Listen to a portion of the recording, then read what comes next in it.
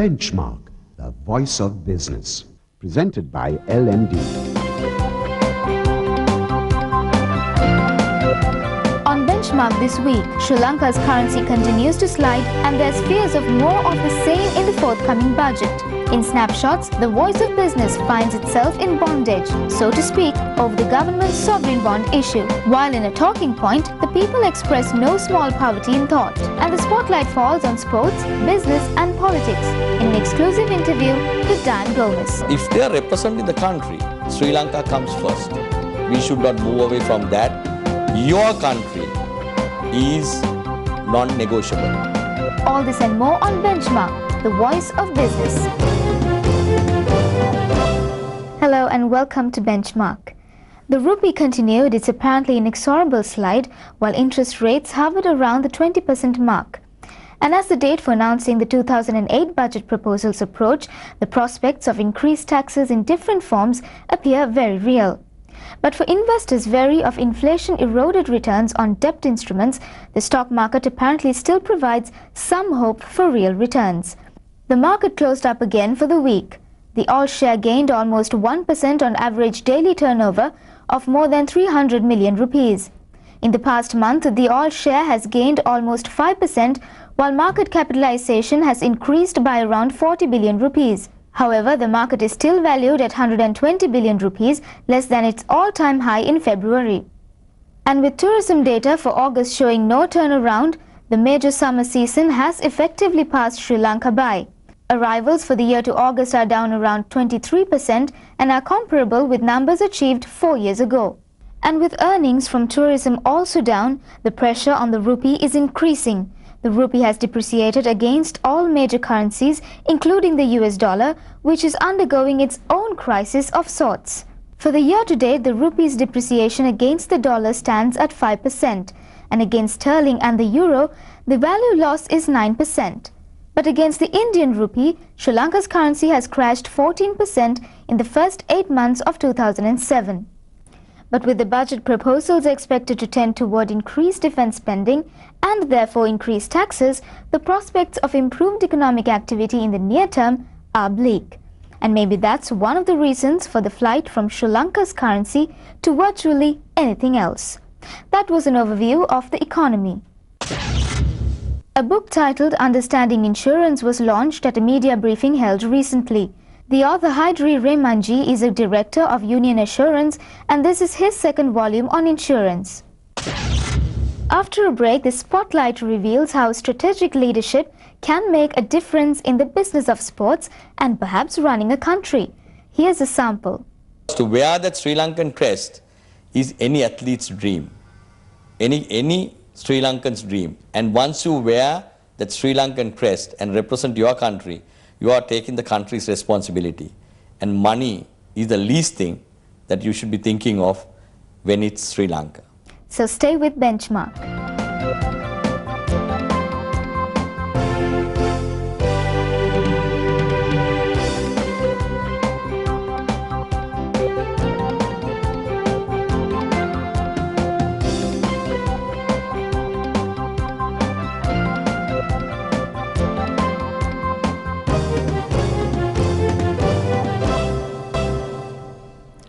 Politics, we're beginning to realize, is very much a business in Sri Lanka today.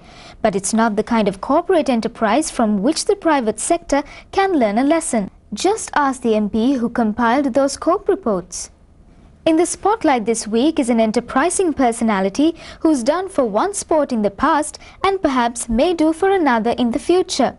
What our national leaders can consider doing for the country, taking the business seriously. In an exclusive interview with Dian Gomez of MAS Holdings, Savitri Rodrigo covers a wide field from sports and politics to the examples that corporates could and should emulate. Would you agree with the emerging awareness, civic and corporate consciousness, that corruption is perhaps even a more pressing national issue than the protracted conflict we are faced with today? Everybody knows there's some element of corruption. In this part of the world, there's always been a element of corruption. There are people who have stood up for corruption, and there's some, I hope the government will take some action to curb corruption, because if you go on like this, maybe the country will really, really suffer. And people will call it, people will one day say enough is enough. What about the conspiracy theorists who counter the government's recent ostensible crusade against corruption by saying that it's actually a well-managed spectacle for their own benefit? I think there are people, both in the government and in the opposition and in the country, who wants a cleaner administration. There are certainly people, because I have come across people, who can't be bought and who wants to do a good job. There are proud Sri Lankans. But I think they are outnumbered by the crooks. So it's difficult. And I hope the people who are fighting this crusade gets enough power to clean up the mess. Speaking of corruption, how would you estimate and evaluate the efforts of a seemingly lone champion like Vijayadasa Rajapaksa, for instance? Do you think he will succeed? Do you think he'll fail? Do you think he's sincere? I think he's got the guts. I would call him a man with guts. To get up and say, which upsets a lot of people and, maybe puts his life at risk. But as a Sri Lankan, I'm very proud of Sri Lankans like that. Having served on two national bodies that govern sports, the Sri Lanka Amateur Boxing Association and also the Interim Committee of Sri Lanka Cricket, can you say that the business of sport is any different from the business of running a country? I can certainly say something about boxing because I've been involved as the president of Sri Lankan boxing for the last 4 years. But boxing is not as big as cricket. Our total budget is nearly about 12 million rupees, and out of 12 million, 11.5 million comes from the private sector. So it's totally financed by sponsorships and well-wishers. So there's not any money. There no excess money. We are always like, we go with the begging bowl when there's a tour to send our boxers to maybe, the international tournaments. And we keep it very, very tight. Say, for an example, none of the officials, if they want to go on tour, have to pay for their own ticket, including the president and the secretary. So nobody gets a free trip to go abroad. Only the athletes get it. And sometimes even some of the athletes had to find their own ticket to go. I think we need to look at it in a very, very, what's the best national interest. It's not to get the votes, it's not to please the minister, it's not to put your kith and kin and people to run these places. We have to move away from that. But it's very difficult because Sri Lankans are very comfortable, doing their own way. Even in boxing, it's so difficult because, people are very partisan. To take off from that, partisan approach, but to think Sri Lanka. So how does sports manage in the mire of politics?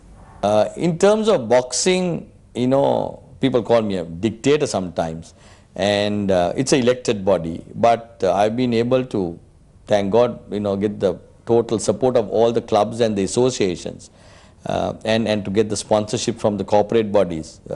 I think it's because of the integrity and the track record that we have. But if you look at all the other sports, it's very tough because there's interference, there is people with vested interest, the parents, the stakeholders are very different. So it's very difficult, and even for the officials it's difficult because there will be some political interference, there might be. So my approach is advise the sports minister very well, give him unvarnished truth. Be blunt about it. I don't know whether it's the right approach, and I always tell the maximum which can happen to you is get sacked from any of these places. So what? It was Arjuna Ranatunga who said that winning the World Cup was both the best and the worst that happened to Sri Lanka cricket. The worst, of course, being that the money poured in and therefore people were falling over themselves trying to get into the administration, and also the corruption set in. How would you counter charges that the administration of cricket in this country is allegedly a den of corruption in itself, being the reason perhaps why people are actually clamoring to get into Sri Lanka cricket? It is natural when the big money starts coming, people get greedy, so there can be allegations, and Arjuna has made some allegations. There have been counter allegations, but we must look at it very differently, because sometimes you have to break rules to get the job done. What lessons, if any, do you think our policymakers, decision makers, opinion leaders can actually take from the business of sports administration, taken from your experience, for instance? I think we need to have a long-term, medium-term and a short-term plan. I think short-term plan is only about the, in terms of cricket, winning the next World Cup in 2010-11, because it's pretty short and we need to act very fast. In terms of an Olympic gold medal, I think only Susantika is in the medal range.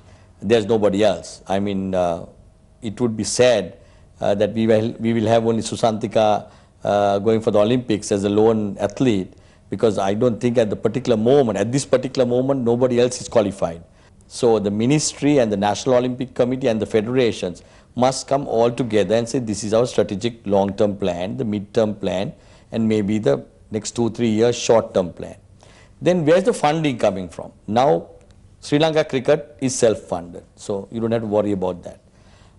Then athletics get a fair portion of the money, and again we need to see starting from school level into the junior level, into the national level, how to pool and how to sustain these people.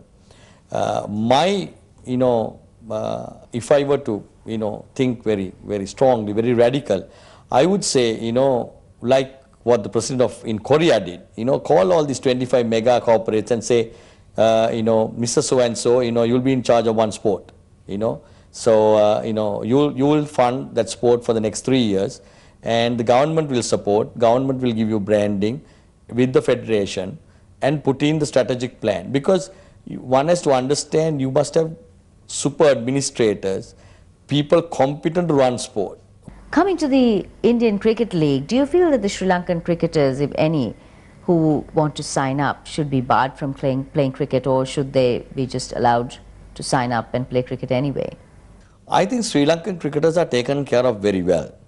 I think they are paid very well in terms of any other athletes, and they have delivered. We are very proud of them. But if they are going to play something which is against the wishes of the nation, then they should be debarred. But if they are retired, if there might be a cricketer, who's at the end of his cricketing career, and he knows that he will not represent the country, in the near future, and if he is retired, then he should go and play cricket, because, that's a freedom. Dian, as the head of a key cluster in a giant world-class apparel company, would you say that post-2005, and of course after the MFA quota system was abolished, only the largest garment players or garment concerns have actually survived, and that the smaller players have gone down the tube?